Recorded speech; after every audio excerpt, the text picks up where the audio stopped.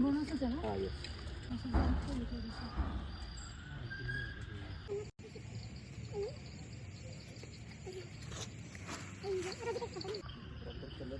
बघ ना कसलं भारी आहे ते.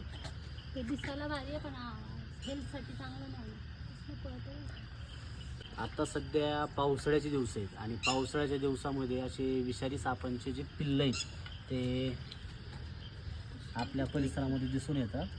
तर हा हायली पॉयझनस साप आहे.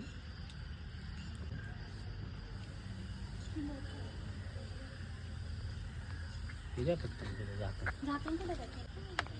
कारण हा विषारी आहे. मराठीमध्ये घोणस, इंग्लिशमध्ये रसेल्स वायपर या नावाने ओळखला जातो. आणि जर इनकेस जर बाईट झाली तर कुणीही अंधश्रद्धेला बळी न पडता सरळ गव्हर्नमेंट हॉस्पिटलला जावा, जेणेकरून माणसाचा जीव वाचवायला दिली.